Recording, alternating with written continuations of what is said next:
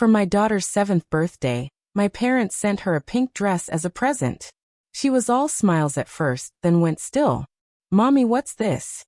I took a closer look and my hands trembled. I didn't cry. This was my doing. The next morning, my parents wouldn't stop calling. It was my daughter Harper's 7th birthday, and the beautiful pink dress from my parents was supposed to be a symbol of love. Instead, it became a battleground. Because hidden within its delicate seams were messages so venomous, they threatened to tear our little family apart. My name is Stephanie, I'm 34, and like many of you, I'm a single mom, raising my incredible daughter, Harper, alone since my divorce 3 years ago. So when a package from my estranged parents arrived for Harper's 7th birthday, I tried to push down the usual unease. Harper's eyes, wide with excitement, lit up. She ripped into the wrapping paper, squealing with delight at the sight of a beautiful pink dress. But as her little fingers traced the delicate fabric, her body went rigid. "What is this, Mommy?" she whispered, her voice barely audible. And when I looked, my hands began to tremble. Because tucked inside, hidden from plain sight, were messages. Messages that no child, ever, should have to read. Life as a single mother was never the future I'd imagined. But after Craig and I split, I poured everything into creating stability for Harper. Our small 2-bedroom apartment wasn't just a home. It was our sanctuary, filled with finger paintings and the aroma of homemade popcorn on movie nights. I worked remotely as a graphic designer, which meant I could be there for school pickups and sudden fevers, even if the financial strain was a constant, gnawing worry. My parents, Gerald and Diane Patterson, well, our relationship had always been less family and more complex negotiation. Growing up in their pristine Connecticut suburban home felt less like unconditional love, and more like navigating a minefield of rigid expectations. Every achievement, no matter how hard one, was met with a "but it could have been better." Every mistake, documented, referenced, and brought up for years. My father, a banking executive, ran our household with the same cold, ruthless precision he applied to his mergers. My mother, a former beauty queen turned socialite, mastered the art of the backhanded compliment and public perfection. I remember winning first place at the science fair, beaming with pride, only for my father to say, "Stephanie, it's good. But if you hadn't procrastinated, imagine the state competition." His voice, flat with disappointment, always cut deeper than any praise. Or my mother, straightening my collar before church, whispering, "That dress looks lovely, dear. It really helps minimize your problem areas." Their love always came with an asterisk. Then came Craig. He was everything my parents despised. Artistic, spontaneous, from a working-class family in Nevada. But with him, for the first time, I felt seen, truly seen. He made me laugh, encouraged my wild dreams. "He will never provide the life you deserve," my father thundered at our first holiday dinner, his voice laced with pure disdain. "Artists starve, Stephanie. You need security," my mother chimed in, sliding a law school brochure across the table like it was my only salvation. Despite their objections, Craig and I married in a small ceremony. My parents were there, of course, with their tight, plastered smiles and expensive designer clothes. Their wedding gift, a check for $20,000, accompanied by a note that simply read, "For when reality sets in." I should have recognized it as the harbinger, the dark prophecy it truly was. In some ways, they were right. Craig struggled with commitment to a steady job, always chasing the next big artistic inspiration. The practicalities of life, bills, doctor's appointments, fell increasingly on me. But it wasn't his career choices that ended us. It was his infidelity with a gallery owner who promised him a showcase. When I called my mother, sobbing after signing the divorce papers, her only words were, "We told you so." For Harper's sake, I tried to maintain minimal contact with my parents. Occasional phone calls, dutiful Christmas cards, rare visits where my mother criticized my parenting and my father questioned my financial decisions. Harper barely knew them beyond the expensive, impersonal gifts they'd sometimes send, always with some passive-aggressive comment about how they could provide so much more, if only I'd come to my senses and move closer. As Harper's 7th birthday approached in early May, she was absolutely bubbling with excitement. Unicorn-themed everything. Chocolate cake with strawberry filling? No, vanilla with rainbow sprinkles. Wait, can we have both? Her gap-toothed smile was impossible to resist. We planned a small party at the local park with her 5 closest friends. I'd saved for months for the custom cake and unicorn decorations she coveted. Her actual birthday was on a Thursday, but the party was set for Saturday. Then, on Wednesday afternoon, a delivery truck pulled up outside our apartment. The driver carried a huge box, wrapped in shimmering silver paper with an elaborate bow. Special delivery for Harper Patterson, he announced. Who's it from? I asked, a familiar knot forming in my stomach. Card says Gerald and Diane Patterson, he confirmed. Harper came running, her little face alight. Is that for me? Is it a present? Yes, sweetie. Looks like Grandma and Grandpa sent you something. Her eyes widened. My parents rarely acknowledged her birthday beyond a $20 bill and a card. Last year they'd forgotten entirely. Can I open it now, please? She begged, bouncing on her toes. I hesitated, my parents' sudden interest making me deeply uneasy. But Harper's excitement was infectious. Okay, but let me grab the camera so we can send them a thank you video.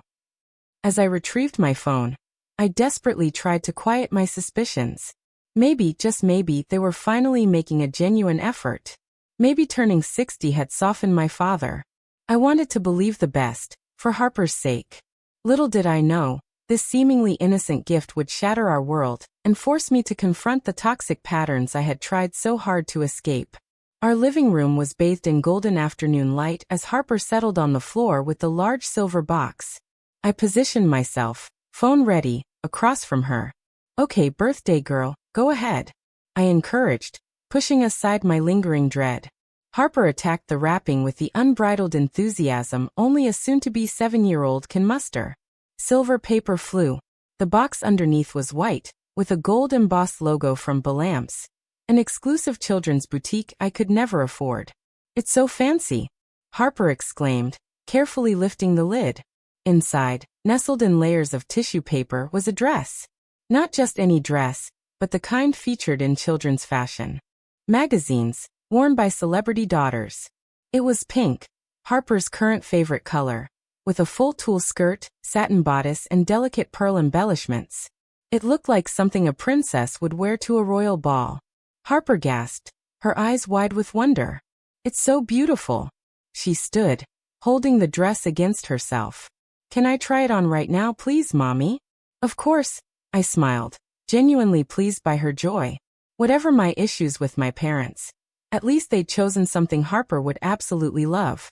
As Harper rushed to her bedroom, I examined the box for a card. Tucked into the tissue paper was a cream-colored envelope, Harper written in my mother's distinctive, elegant hand. Inside, a cartoon princess card read, "To our darling granddaughter on her 7th birthday. May this dress make you feel as special as you are to us. We wish we could see you more often. Love, Grandma and Grandpa." The message seemed innocent enough, but that last line carried the familiar, subtle guilt trip. Still, I decided to focus on Harper's happiness. Mommy, can you help me with the zipper? Harper called. I went to assist her, finding her struggling with the back. As I reached for the zipper, I noticed the exceptional quality of the fabric. This dress had likely cost hundreds of dollars, an extravagant gift that highlighted the growing disparity between what my parents could provide and what I could afford on my own. There you go. Turn around and let me see, I said, stepping back. Harper twirled, the skirt billowing around her like a cotton candy cloud. Do I look like a princess? Absolutely. The most beautiful princess in all the land, I replied truthfully. The dress fit her perfectly, as if custom-made. But as Harper continued to admire herself, her expression suddenly changed. Her brow furrowed as she reached toward the inside of the collar. What is this, Mommy? She asked, her voice dropping to a whisper. What is what, sweetie? I moved closer. Harper's fingers were touching something inside the collar. There's something scratchy here. I peered at where she was pointing and noticed a small piece of paper sewn into the seam, almost invisible. Carefully, I extracted it and unfolded a tiny note, written in my mother's handwriting. Harper, ask your mother why she keeps you from your real family. We could give you so much more. My stomach dropped. I quickly crumpled the note in my fist before Harper could read it, but her curious eyes had already caught a glimpse. What does it say, Mommy? Why are you making that face? It's just care instructions, I lied, forcing a smile. Why don't you keep looking at how pretty you are while I check the rest of the dress to make sure there are no pins or tags left in it? As Harper returned to admiring her reflection, I began a more thorough examination, my hands shaking slightly. In the hem, I found another hidden note. Your mother denies you the advantages we could provide. A better school, ballet lessons, summer in Europe. My hands trembled harder as I continued searching. Inside a decorative pocket, another note. She failed at her marriage. Don't let her fail you too. Behind a pearl button. We have a college fund for you. Ask why she refuses it. Each discovery sent waves of nausea through me. The beautiful dress was a Trojan horse, designed to plant seeds of doubt in Harper's mind about my parenting and our life together. It was manipulation of the cruelest kind, using an innocent child as a pawn. I must have made a sound, because Harper turned from the mirror, her face clouding with concern. Mommy, are you okay? I forced myself to breathe normally. Yes, honey. I just found a loose thread I need to fix before you wear this for your party. Can I keep it on a little longer? She pleaded. Actually, sweetie, I think we should save it for your party. We wouldn't want to get it dirty before then, I suggested, desperate to get the toxic garment off my child. Harper's face fell slightly, but she nodded. Okay, can you help me with the zipper again? As I helped her change back into her regular clothes, I noticed her subdued manner. Is everything all right, Harper? She hesitated before asking. Mommy, why don't we see Grandma and Grandpa very much? The note said something about real family. My heart shattered.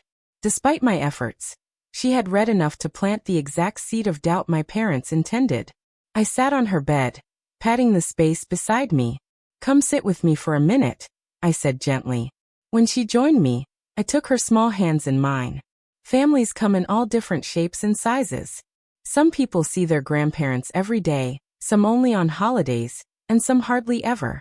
It doesn't mean anyone loves anyone less. It just means that sometimes grown-ups need space to be the best versions of themselves. Her 7-year-old mind struggled with this concept. But don't they want to see me? Of course they do, I assured her. But sometimes the way they want to be grandparents and the way I want to be your mom don't match up very well. Does that make sense? She nodded slowly, though I could tell she didn't fully understand. How could she? The complexities of toxic family dynamics were difficult even for adults to comprehend. By the way, if you're finding yourself as speechless as I was at this point, please take a second to hit that subscribe button.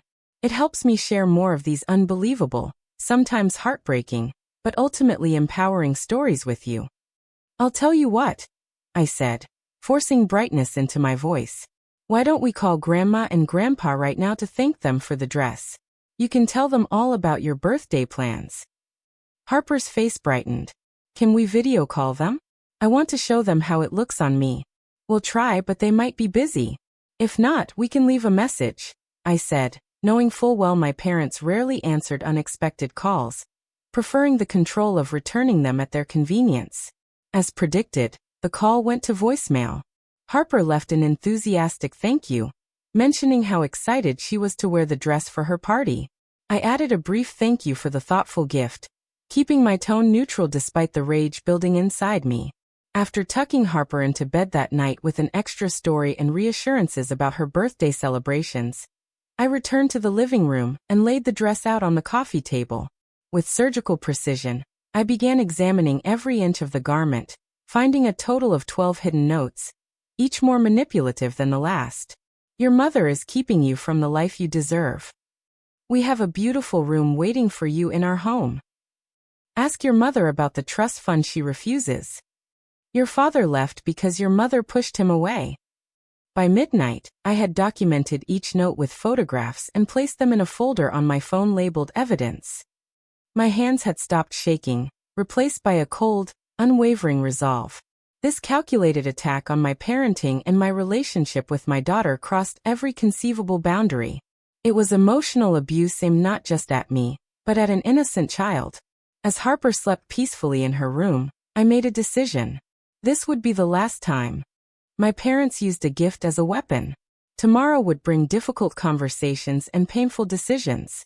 But for tonight, I focused on removing every last note from the dress with a seam ripper and needle. If Harper had her heart set on wearing it for her party, she would do so without carrying my parents' poison next to her skin.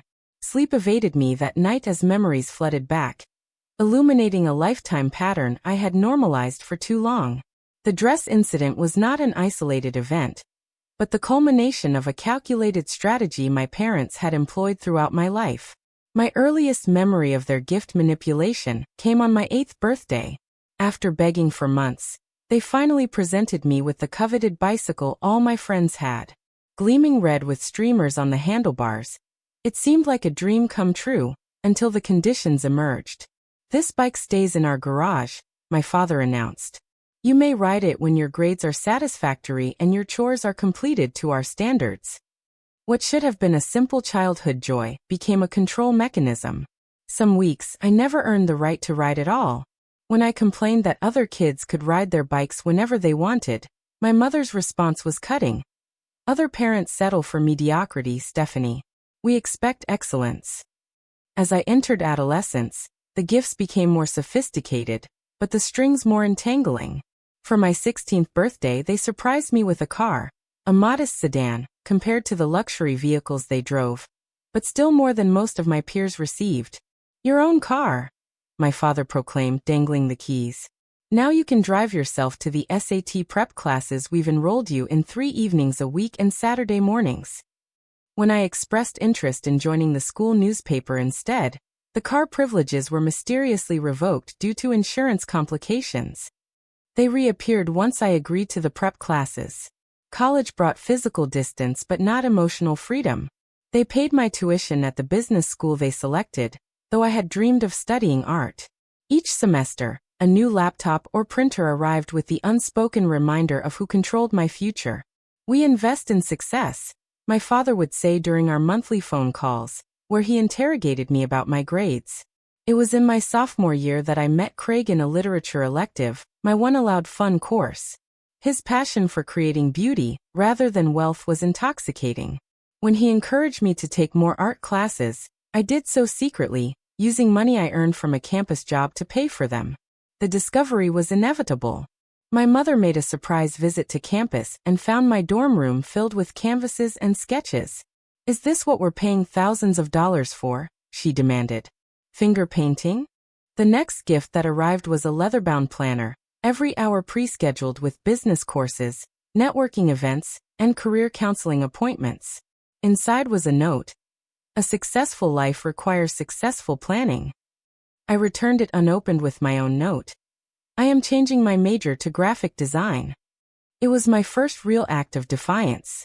In response, they reduced my allowance to barely cover my dorm fees, forcing me to work 2 campus jobs while maintaining my course load.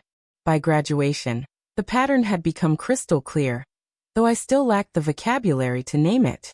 Each gift from my parents was a beautiful Trojan horse, designed to reassert control whenever I strayed from their vision. My wedding to Craig represented my ultimate rebellion. After they failed to dissuade me with everything from career statistics about artists to private investigator reports on Craig's family, they switched tactics to appear supportive. "We just want you to be happy," my mother claimed with a practiced smile at our engagement dinner. Their wedding gift was extravagant. A check for $20,000 with a note suggesting we use it as a down payment on a suitable home. When we instead used it to fund Craig's art studio and a modest honeymoon, the temperature dropped significantly. Holiday gifts became passive-aggressive jabs, like self-help books on financial management and marriage counseling gift certificates. As Craig's art career struggled to launch, their predictions about our financial instability began to seem prophetic. The strain showed in our marriage, though it was less about money and more about the pressure to prove my parents wrong. "Maybe they were right," Craig said during one particularly heated argument about our budget. "Maybe we were naive." Those words created the first real crack in our foundation. If Craig, who had once been my ally against their materialism, was wavering, perhaps I had been wrong all along. That doubt created distance between us. a space that eventually allowed his affair with gallery owner Natalie to blossom. When our marriage collapsed, my parents didn't just say, "I told you so." They orchestrated what they called a fresh start package. A fully furnished apartment in their city, a job at my father's friend's company, and private school enrollment for Harper. All I had to do was admit my failure and return to their sphere of influence. "Think of Harper," my mother urged. "She deserves the best opportunities." But I recognized the familiar pattern. Their help would come with constant surveillance and criticism. Harper would become another pawn in their control games. So I declined and moved us to a different state, finding remote work that allowed me to rebuild our lives on my terms.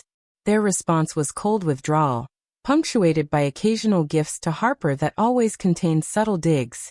A dollhouse for Christmas came with miniature furniture, like what she could have in a real house. Art supplies arrived with notes about developing marketable skills, unlike her father. I intercepted most of these messages before they reached Harper, trying to preserve her innocent relationship with grandparents who sent nice things. I wanted her to be spared the manipulative subtext that had defined my childhood. Until now. Until they went too far, planting their poison directly into my daughter's mind with those hidden notes. As dawn broke after my sleepless night, I understood with crystal clarity that this pattern would continue indefinitely unless I took definitive action. The vibration of my phone interrupted my thoughts. A text message from my mother.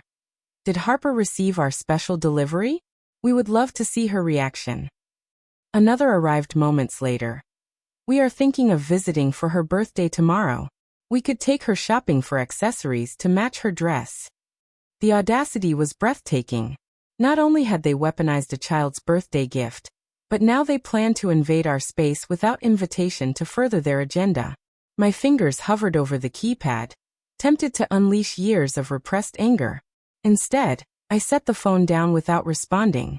This confrontation would not happen on their terms, or through the safe distance of technology. Some reckonings needed to happen face to face. As Harper's bedroom door creaked open and her sleepy face appeared, I tucked away my fury behind a birthday morning smile. "Happy birthday, my big 7-year-old. I called out, arms open for a hug. Today would be about Harper's joy. Tomorrow would be about protection and truth. The dress with its hidden daggers had finally shown me what I needed to do, not just for myself, but for my daughter's emotional well-being. As we shared birthday pancakes shaped like unicorns, my phone continued to vibrate with messages and calls from my parents. I silenced it, focusing instead on Harper's delight as she opened the art set and books I had carefully selected for her. Unlike the expensive dress, these gifts came with only one string attached: unconditional love. After Harper went to bed that night, exhausted from a day of birthday celebrations, I spread the pink dress across my kitchen table. Though I had removed all the hidden notes, their cruel messages still seemed to radiate from the fabric. My parents had called 17 times throughout the day, escalating from casual inquiries about the gift to increasingly demanding messages about our lack of gratitude. We spent a fortune on that dress. The least you could do is acknowledge it properly, my father's most recent voicemail growled. Sitting at the table with a cup of tea gone cold, I opened my laptop and typed "emotional manipulation through gifts" into the search bar. For the next 3 hours, I read article after article about narcissistic parenting, psychological control tactics, and the concept of gifts with strings attached. The terminology was new, but the patterns described were painfully familiar. One phrase particularly resonated. "The gift is not a gift if it comes with obligation." At 1 o'clock in the morning, I called Jessica, my closest friend, who had witnessed much of my struggle with my parents over the years. Despite the hour, she answered on the third ring. "Steph, is everything okay?" I poured out the whole story, my voice shaking as I described finding the hidden notes and Harper's confusion. "Those manipulative monsters," Jessica hissed when I finished. "Please tell me you're not letting Harper wear that dress tomorrow. She has her heart set on it." I removed all the notes, but that's not the point. "They're escalating," Jess threatening to show up unannounced, trying to poison Harper against me. "I don't know what to do." Jessica's response was immediate. "You need to cut them off completely." "They're still her grandparents," I said, voicing the conflict that had kept me tethered to them despite everything. No, Steph. Grandparents don't try to turn children against their parents. That's not love. That's warfare. Her words cut through my lingering doubt. She was right. What my parents had done went beyond mere criticism or controlling behavior. They had deliberately tried to damage my relationship with my daughter. I have an emergency session with Dr. Levine tomorrow morning, I said, referring to the therapist I'd been seeing on and off since my divorce. I'm hoping she can help me figure out exactly what to say to them and to Harper. Good. And if you need backup when you confront them, I'm there. Just say the word. After hanging up, I created a detailed document, organizing photographs of each note along with a timeline of similar incidents throughout my life. Seeing it all laid out chronologically made the pattern undeniable. This was not normal family tension or generational differences. It was a systematic campaign of control and emotional manipulation spanning decades. In the morning, I dropped Harper at school with extra hugs, then headed straight to Dr. Levine's office for my emergency appointment. The therapist's reaction to the photographs was one of controlled professional concern, but I caught the flash of shock in her eyes as she swiped through the images. In all my years of practice, this is one of the more calculated attempts at parental alienation I have seen, she said finally. These messages were clearly designed to undermine your authority and create confusion for Harper. What do? I asked, my voice small despite my resolve. They're threatening to visit, to take Harper shopping. I'm afraid of what they might say to her when I'm not around. Dr. Levine leaned forward, her expression serious. Stephanie, we have discussed boundaries with your parents many times over the past 2 years. You have tried compromise. You have tried limited contact. You have tried carefully worded requests for respect. None of it has worked because they fundamentally do not recognize your right to set these boundaries. I nodded, the truth of her words sinking in. I think it is time to consider what a complete break might look like, she continued. Not forever necessarily, but until they can demonstrate real change and respect for your role as Harper's mother. What about Harper? How do I explain why she suddenly can't see her grandparents? Children are remarkably adaptable, and they understand fairness and kindness intuitively. Frame it in terms she can understand about respect and how we treat people we love. You do not need to share the full adult complexity with her. By the time I left Dr. Levine's office, I had a plan. I would meet my parents in a public place, away from Harper, and lay out clear conditions for any future contact with us. If they refused to acknowledge their behavior or showed no willingness to change, I would inform them of my decision to sever contact, temporarily. As I drove to pick up Harper from school, my phone rang again. My father's number. This time I answered and put it on speaker. Stephanie, finally. Your mother and I have been trying to reach you for 24 hours, he barked, without greeting. I know. I've been busy with Harper's birthday. Too busy to send a simple thank you? That dress cost over $500 custom made. Of course, he would lead with the monetary value. Thank you for the dress. Harper liked it very much. Liked? Just liked? We thought she would love it. Did she find the special messages? My mother's voice now, indicating I was on their speakerphone as well. My blood ran cold at her casual reference to their manipulation. Yes, I said. She found some of them. That's actually something we need to discuss. Discuss what? We simply wanted her to know how much more we could offer her. My father said dismissively. I would prefer to have this conversation in person, I replied, sticking to my plan despite my rising anger. Are you still planning to visit? We're already here, my mother announced triumphantly. We arrived this morning and are checked into the Grand Hotel downtown. We thought we'd surprise Harper after school with a shopping trip.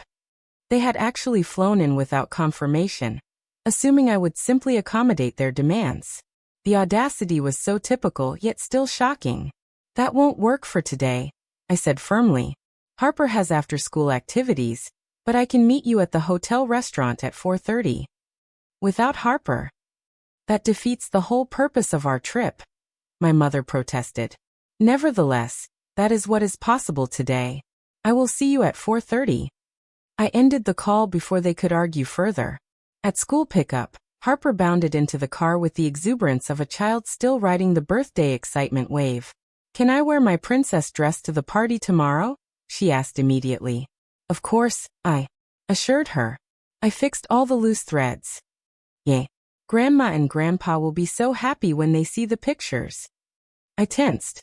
"Harper, sweetie, I need to talk to you about Grandma and Grandpa." Her face grew serious, sensing my tone. "Are they okay?" "They are fine. In fact, they are in town right now." Her eyes lit up. "So," I quickly continued, "but I need to have a grown-up talk with them first.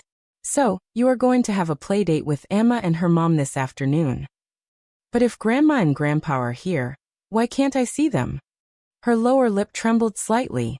I chose my words carefully. Sometimes grown-ups need to sort things out before children get involved. It's my job as your mom to make sure all your relationships are healthy and good for you. Like how you wouldn't let me play with Zoe anymore after she kept taking my toys and blaming me? I nearly smiled at her perfect analogy. Exactly like that. Sometimes we need to establish better rules, even with family. Harper nodded, seemingly satisfied with this explanation. I called Emma's mother, Lauren, who immediately agreed to take Harper for the afternoon once I briefly explained the situation. After dropping Harper off, I went home to prepare for the confrontation. I transferred the photos of the notes to my tablet for easy reference, changed into a professional outfit that made me feel armored, and practiced the key points I wanted to make. As I drove to the hotel, I realized my hands were steady and my resolve firm. For the first time in confronting my parents, I wasn't seeking their approval or understanding. I was standing solely as Harper's protector, and that clarity brought unexpected strength. The hotel lobby was opulent, exactly the type of place my parents would choose to emphasize their financial superiority. I spotted them immediately at a corner table in the restaurant. My mother's perfectly coiffed silver hair, and my father's ramrod straight posture. Unmistakable even from a distance. Taking a deep breath, I walked toward them, ready to fight the most important battle of my life. Not for my own wounded inner child, though she would benefit too, but for Harper's right to grow up free from the manipulative patterns that had nearly destroyed me. The hotel restaurant buzzed with the low hum of early dinner conversations, a stark contrast to the storm brewing inside me. My parents were there, of course, impeccably dressed. My mother in a designer suit, my father in slacks and a cashmere sweater that probably cost more than my monthly rent. "There she is," my mother exclaimed with forced brightness as I approached.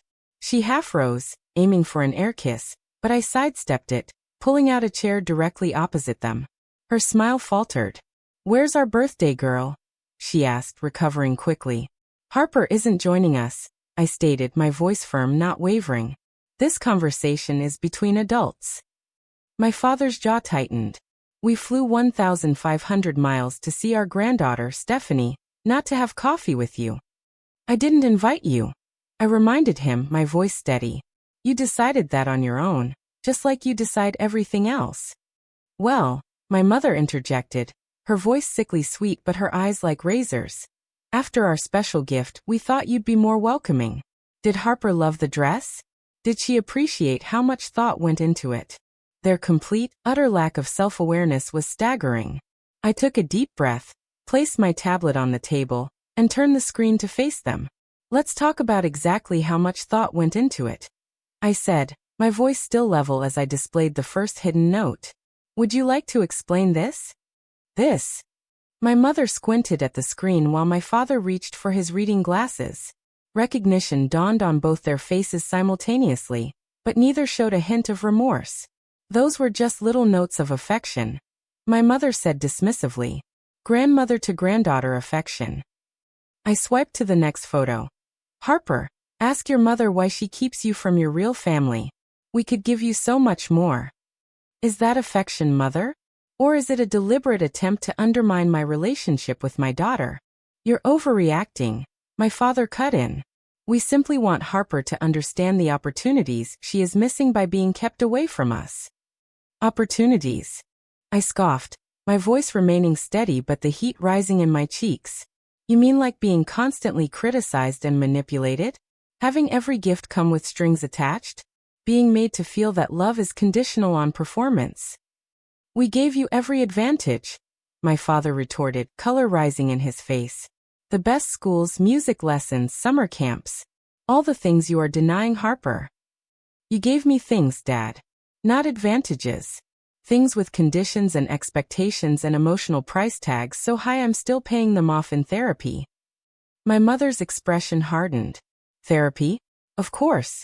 Blame us for your failures instead of taking responsibility. This is not about blame. This is about boundaries. I swiped through more photos of the notes. You hid 13 messages inside a child's birthday present, all designed to make her question her mother and her life. Do you have any idea how manipulative that is? How potentially damaging to a 7-year-old? For a moment, genuine confusion crossed my mother's face. We were just trying to let her know we care about her future by telling her that her father left because I pushed him away? By suggesting I am deliberately keeping her from opportunities? That is not care, Mother. That is cruelty. My father leaned forward, his businessman persona taking over. Stephanie, you have always been overly sensitive. We are simply trying to maintain a relationship with our only grandchild, whom you have systematically kept from us since the divorce. I have kept healthy boundaries, I corrected, which you consistently ignore or stomp across. This time you went too far. Too far. My father scoffed. What exactly do you think we did wrong? We sent a beautiful gift to our granddaughter. A gift is freely given, I replied. What you sent was a weapon designed to create division between me and Harper, and it is just the latest in a lifelong pattern. My mother's face registered genuine surprise. Pattern? What pattern? Every gift you have ever given me came with control attached. The bike I could only ride when I earned the privilege. The car that was really just transportation to the classes you chose for me. The wedding check that you expected to dictate how we lived. And now these notes to Harper. It has always been about control, not love. A waiter approached to take our order, sensed the tension, and quickly retreated. My father used the interruption to collect himself. This is absurd. We have only ever wanted what is best for you, and now for Harper. No, I said firmly. You have only ever wanted what you decided was best. There is a difference. So what exactly is the purpose of this meeting? My mother asked, her voice turning cold. To accuse us of being terrible parents and grandparents? To make us feel guilty for wanting to be involved in Harper's life? The purpose is to establish clear boundaries going forward, I replied, shifting into the plan I had prepared. If you want to have a relationship with Harper, there will be new rules. My father's eyebrows shot up. Rules? We do not need rules to see our own granddaughter. Actually, you do. First, no more surprise visits. You will ask permission before coming and respect my answer if the timing doesn't work. Second, no more undermining my parenting with comments or hidden messages. Third, gifts are just gifts, not opportunities for manipulation. If you cannot follow these boundaries, you will not have access to Harper. My mother's face reddened. You cannot keep our granddaughter from us. We have rights. Grandparent rights. I laughed without humor. Go ahead and consult a lawyer. I already have. In our state, you would need to prove I am an unfit mother, or that denying visitation would harm Harper. Good luck making that case with evidence of your attempting to alienate her from me. My father's expression darkened dangerously. This is how you repay everything we have done for you? With threats and accusations. I am not threatening. I am stating facts. Your behavior has become harmful, and my primary responsibility is to protect Harper. From her loving grandparents? My mother's voice rose sharply, drawing glances from nearby tables. We are trying to give her advantages you cannot provide. You are trying to buy her loyalty and turn her against me, I corrected. And I will not allow it anymore. My father stood abruptly, towering over the table. I will not sit here and be lectured by my own daughter about parenting. We raised you to be successful, and instead you threw it all away on a failed marriage to a starving artist. Now you live in a shabby apartment, barely making ends meet, and you have the audacity to criticize us. His voice had risen to the point where other diners were openly staring. I remained seated, refusing to match his intensity. Dad, please sit down. Don't tell me what to do, he snapped. We are leaving. When you come to your senses and realize Harper deserves better than your stubborn pride allows, you can contact us. As he threw his napkin down, I delivered the final boundary. Until you can acknowledge what you did was wrong and commit to respecting my role as Harper's mother, we will not be in contact. I will be blocking your numbers and returning any packages you send. My mother gasped. You would cut us off completely? Your own parents. I would protect my daughter from the same emotional manipulation I endured. Yes. This is ridiculous. My father sputtered. Diane, we are leaving.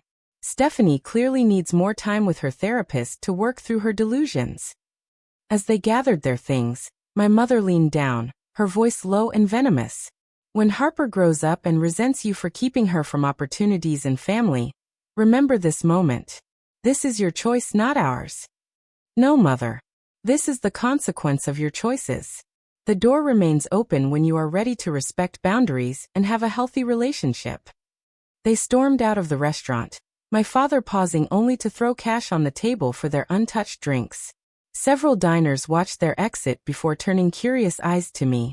I sat alone, surprisingly calm in the aftermath of the storm. A middle-aged woman at the next table caught my eye. Are you all right, dear? I nodded, gathering my tablet. Yes, for the first time in a long time, I think I really am. As I drove to pick up Harper from her playdate, I rehearsed how to explain the situation in age-appropriate terms. There would be questions, confusion, perhaps even tears. But navigating that difficult conversation was infinitely preferable to allowing my parents' poison to seep into Harper's developing sense of security and self-worth. My phone buzzed with a text from my father. Your mother is in tears. I hope you are satisfied with yourself. I deleted it without responding and blocked both their numbers. The guilt tactic that would have devastated me just days ago now bounced off the armor of righteous maternal protection. When I arrived at Lauren's house, Harper ran to me with a drawing she had made, colorful and joyful. Look, Mommy, it's us at my party tomorrow. I hugged her tightly, inhaling the scent of crayons and innocence. It's beautiful, honey. Let's go home. Did you talk to Grandma and Grandpa? Can I see them tomorrow at my party? The moment of truth had arrived sooner than I expected. I knelt to her level in Lauren's entryway. Sweetie, Grandma and Grandpa had to go home early. They won't be at your party. Her face fell. But why? Didn't they want to see me? They do want to see you, but right now Grandma and Grandpa and I need some time apart to figure out how to be better with each other. Do you remember how you and Zoe needed a break from playdates until she learned not to take your toys? Harper nodded solemnly. It's like that. We need a break until they can learn some important rules about respecting our family. Will they ever learn? She asked, her voice small. I hope so, honey. I really do. As we walked to the car hand in hand, Harper looked up at me. Mommy, was there something bad in my pretty dress? You looked sad when you were checking it. My heart clenched. There were some notes that were not very nice, but I took them all out. So now it's just a beautiful dress for a beautiful birthday girl. Good, she declared with 7-year-old certainty, because I really want to wear it tomorrow. And you will, I promised, helping her into her booster seat. It's your dress now, not theirs. Just like your life is yours, not anyone else's to control. She didn't fully understand the significance of my words, but someday she would. And when that day came, she would know that her mother had stood firm against manipulation and control, even when it came disguised as love and expensive gifts. The week following Harper's birthday party was a blur of emotional aftermath and practical considerations. The party itself had been a success, with Harper twirling in her now note-free pink dress among friends, blowing out candles on her unicorn cake, and declaring it the best birthday ever. If she missed her grandparents' presence, she didn't show it, too absorbed in the joy of celebration with friends who loved her unconditionally. But the fallout from my confrontation with my parents manifested in unexpected ways. Despite blocking their numbers, they found alternative methods of contact. A certified letter arrived from their lawyer 3 days after the party, vaguely threatening legal action for grandparent rights and demanding a visitation schedule. Rather than succumbing to panic, I took the letter to Marissa Goldstein, a family lawyer Jessica had recommended. In her comfortable office with degrees lining the walls, I felt a surge of confidence in having professional support. Legally speaking, their position is weak, Marissa assured me after reviewing the letter and hearing my account of events, including the hidden notes. Grandparent visitation rights typically require showing that the parent is unfit, or that denial of visitation would harm the child. Their own actions undermine both arguments. So they can't force visitation? Not likely, though they may try to drag you through court proceedings out of spite. The real question is whether you want to cut contact completely or establish structured, supervised visitation with firm boundaries. I considered this carefully. I would prefer they have a relationship with Harper, but only if it can be healthy. Right now, I don't trust them not to continue their manipulation behind my back. Marissa nodded, making notes. A reasonable position. I suggest we respond with a letter outlining conditions for potential future contact, including acknowledgement of their inappropriate behavior, agreement to respect your parental authority, and initially, supervised visits only. They will hate that, I said, imagining my father's reaction to being supervised like a child. Precisely. It establishes who holds the power in this relationship going forward. You.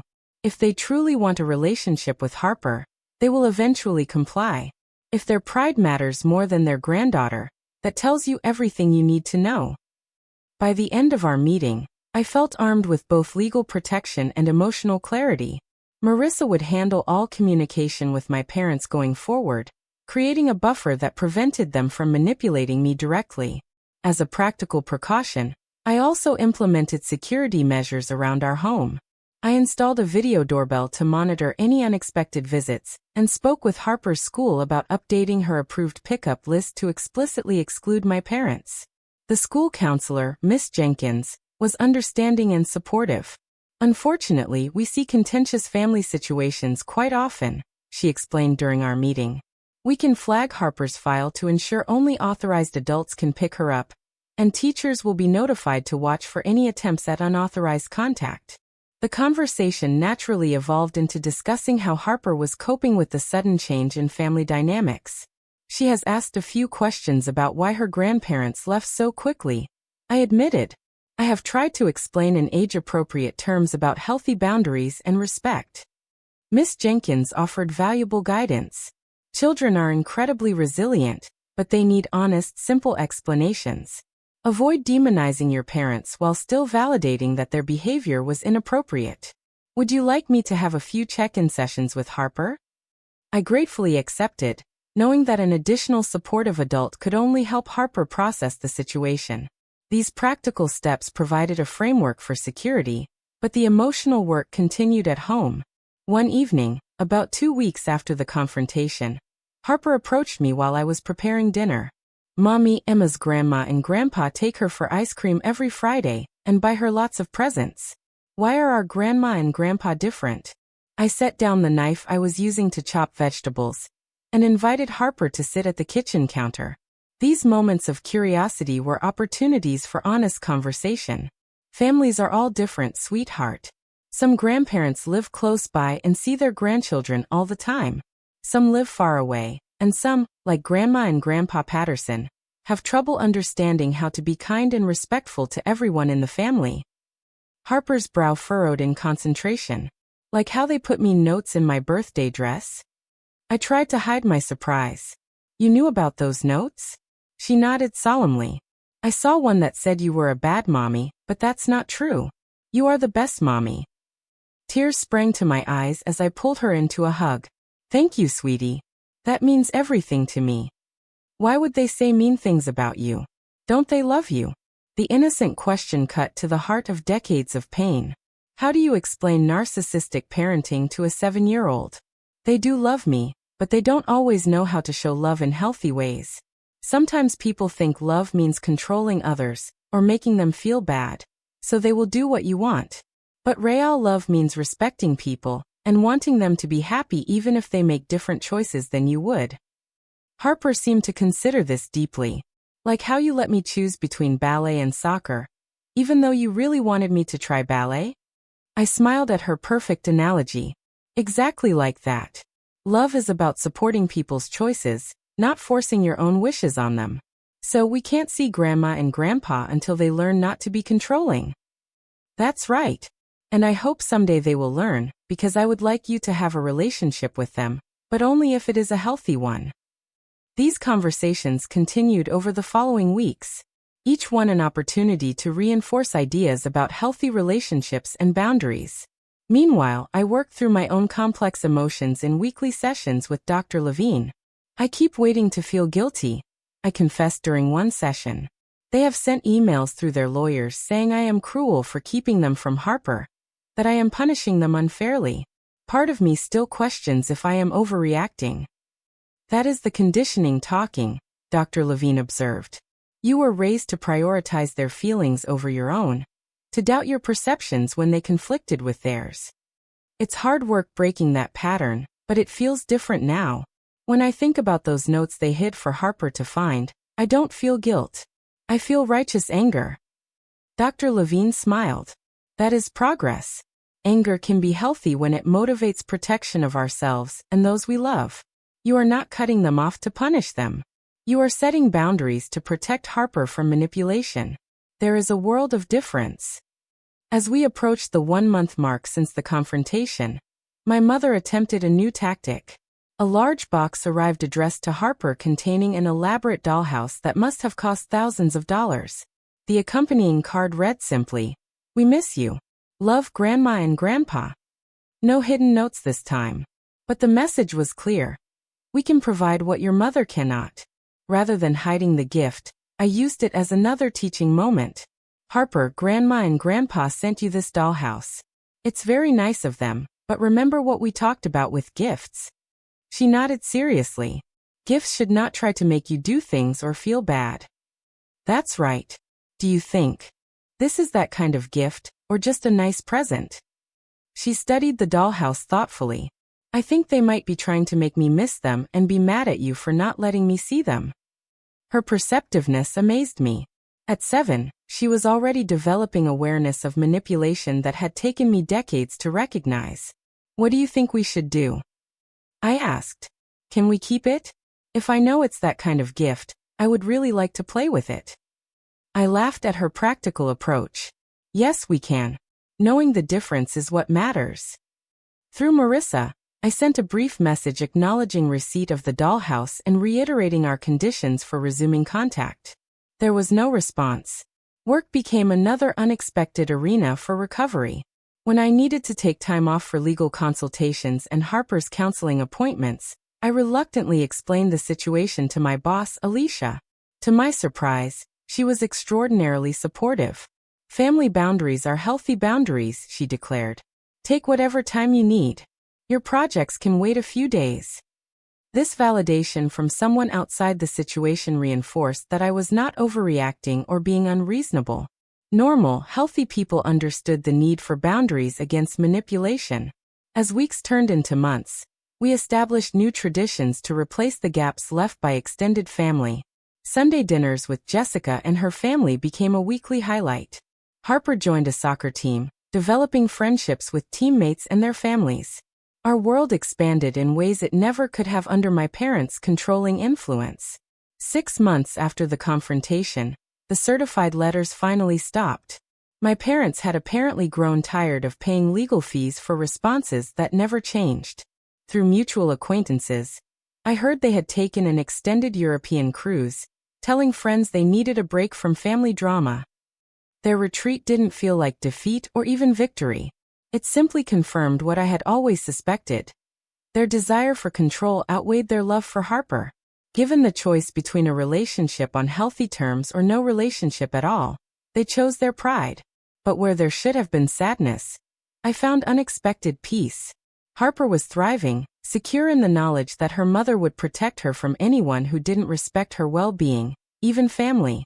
I was growing stronger, setting boundaries in other relationships, and recognizing my worth beyond my parents' approval. The pink dress still hung in Harper's closet, a reminder not of manipulation, but of resilience.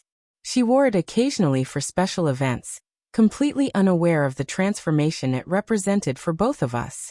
What my parents had intended as a weapon had become a symbol of our liberation. One evening, as I tucked Harper into bed, she asked a question that showed how far we had come. "Mommy, do you think Grandma and Grandpa will ever learn how to love without controlling?" I smoothed her hair back from her forehead. "I don't know, sweetheart. People can change, but they have to want to. All we can do is keep our door open if they ever decide to walk through it the right way." "I hope they learn," she said sleepily. "But I'm okay if they don't. We have lots of people who love us the right way." As I kissed her good night, I marveled at her wisdom. Out of all the gifts my parents had ever given, the greatest had been unintentional. This final push toward freedom and self-worth for both of us. 6 months turned into a year, and Harper's 8th birthday approached with none of the anxiety that had shadowed her 7th. We planned a space-themed party at the local planetarium, reflecting her newfound obsession with astronomy.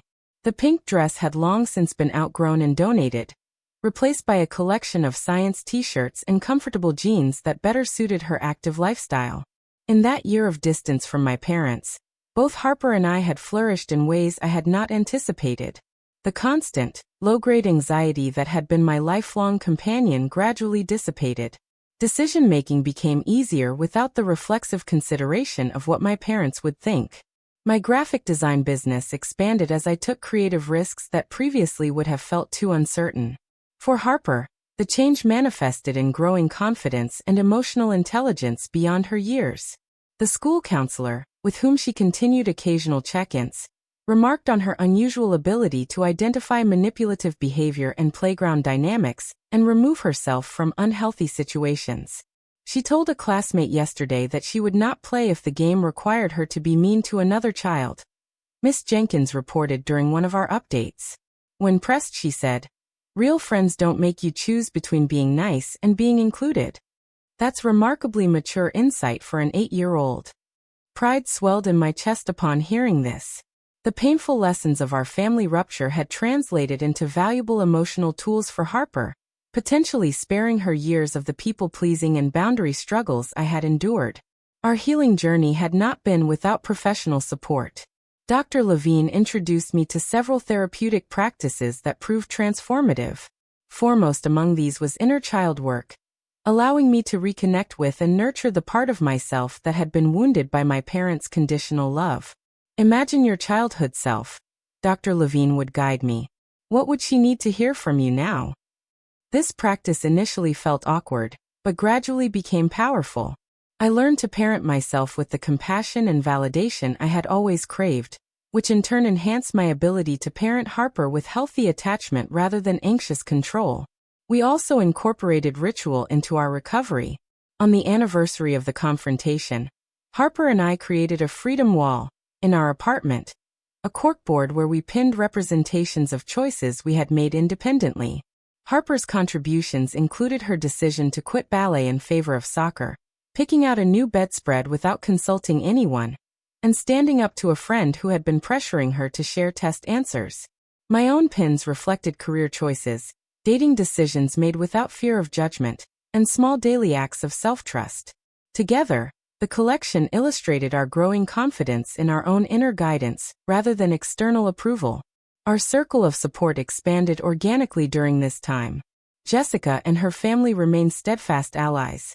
But we also connected with a single parents group through Harper's school, forming friendships with others navigating complex family dynamics. Monthly potluck dinners with this chosen family became a highlight for both of us, providing the warmth of community without the toxicity of manipulation. The only contact from my parents came on Harper's 8th birthday, when a card arrived containing a check for $1,000 and a brief note. "For Harper's college fund.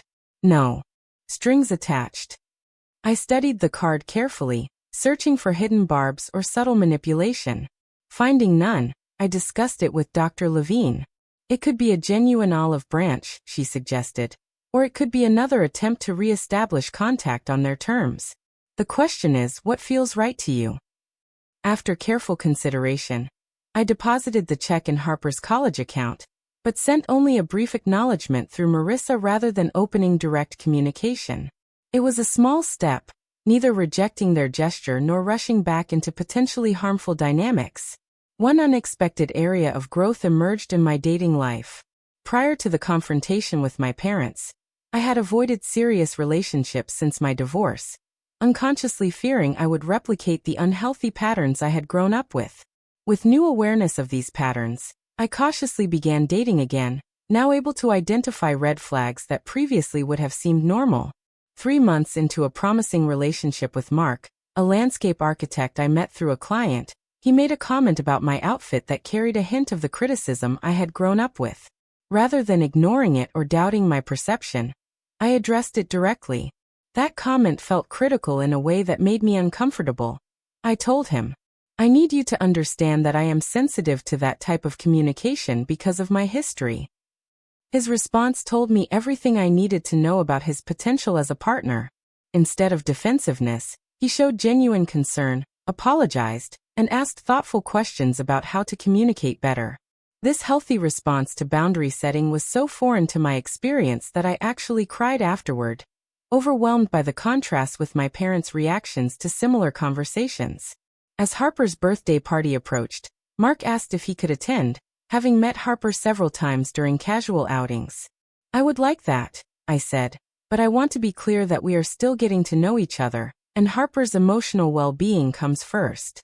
No grand gestures or attempts to win her over." "Okay, absolutely," he agreed.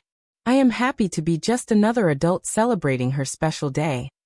This measured introduction of Mark into Harper's life exemplified my new approach to relationships, prioritizing careful discernment over people-pleasing or rushing attachment. The birthday celebration itself was joyful chaos, with 12 children exploring the planetarium exhibits before gathering for cake under a dome of projected stars. Harper was in her element, explaining constellations to her friends with infectious enthusiasm. As the party wound down and parents arrived for pickup, I found a quiet moment with Harper near the gift table. "Did you have a wonderful birthday, sweetheart?" She nodded emphatically. "The best ever. And guess what? I didn't even think about Grandma and Grandpa all day." Her innocent observation struck me with its profundity.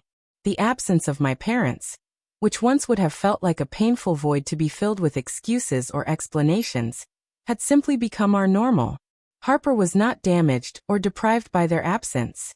She was thriving. That evening, after tucking an exhausted but happy Harper into bed, I sat on our small balcony with a cup of tea, reflecting on the journey of the past year. The painful confrontation that had initially felt like an ending had actually been a beginning. The first step toward authentic living, unconstrained by manipulation and conditional love. The deeper lesson had emerged gradually.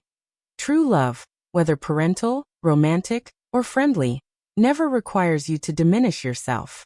It expands rather than contracts, liberates rather than controls. It celebrates growth, rather than punishing independence. By standing firm against my parents' manipulation, I hadn't just protected Harper. I had modeled for her the fierce self-respect I hoped she would carry throughout her life.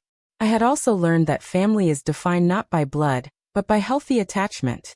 The people who had rallied around us during the past year, who had respected boundaries and offered support without expectation of return, were more truly family than those who shared our DNA, but couldn't honor our autonomy. Most importantly, I had discovered that breaking generational patterns of control and emotional manipulation was not just possible, but absolutely necessary. Though painful in the short term, the disruption of toxic dynamics created space for new, healthier patterns to emerge. By refusing to continue the cycle, I had given Harper a different legacy, one of emotional intelligence and clear boundaries. My phone chimed. A text from Jessica. "Just checking in. How did the space princess do with her party?" I smiled, a genuine, easy smile. "Amazing day. She's over the moon. Literally. Thank you for everything this year." Jessica's response came quickly. "That's what real family does. No thanks needed." As I sat in the quiet evening, watching stars emerge above our small balcony garden, I felt a profound sense of peace. The journey of healing was ongoing, but the hardest part, the initial break from toxic patterns, was behind us. Ahead lay the gradual unfolding of lives built on authenticity rather than appearance, on genuine connection rather than control. The pink dress, with its hidden daggers, had been meant to wound, to create division and doubt. Instead, it had become the catalyst for liberation. In trying to tighten their grip, my parents had ultimately lost their hold entirely, freeing Harper and me to discover who we truly were beyond their narrow definitions and expectations. So tell me, have you ever had to set incredibly difficult boundaries with family members to protect yourself or your children? What did that journey look like for you? Share your thoughts in the comments below. I really want to hear from you.